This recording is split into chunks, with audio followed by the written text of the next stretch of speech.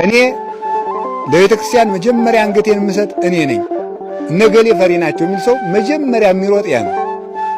ቅዱስ ጴጥሮስ አላያችሁትም? አይታችሁታል፣ አይተነዋል። ምንድን ያለ?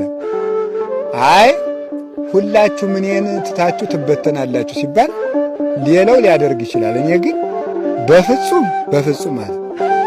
ኧረ ተው፣ ዶሮ ሳይጮህ 3 ጊዜ የምትክደኝ አንተ ነህ አለ። አይ እኔ አልክድም አለ። ኋላ ተመልከቱ፣ እንዲሁ እኮ ሰይፍ እዛው አስፈራርተውትም በሆነ አንዲት እሳት የምታነድ ሴት እኮ ናት ቅዱስ ጴጥሮስን ያስካደችው ያስፈራራችው ማለት ነው።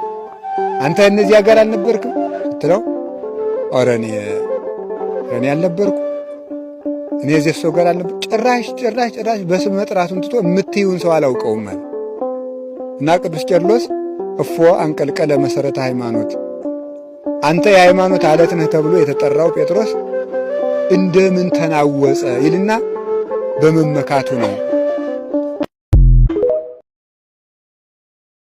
ለአንዱ እኮ ሄዶ አንዱን አባ ይምከሩኝ፣ እሺ ሲመክሩኝ ግን ጸልይ እንዳይሉኝ፣ ጾም እንዳይሉኝ፣ ስገድ እንዳይሉኝ እና ምንድነው የምመክርህ?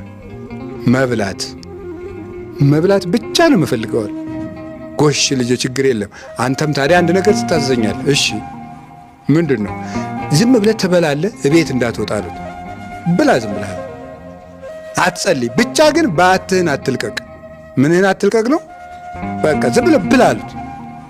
እሺ ብሎ ሲበላ ዝም ብሎ ነዶት እኮ ነው። እስቲ እንደው ልብላና እስቲ የሚሆነው ልየው ብሎ ነው።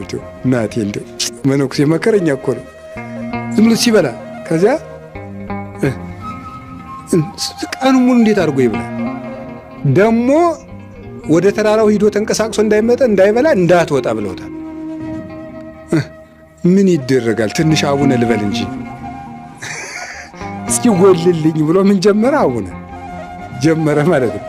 ዳዊት ልጨምርበት እንጂ አይጎልማ፣ አሁንም አይጎልም። ልጨምርበት እያለ ሲጸልይ መጨረሻ ላይ በቅቶ ተገኘ።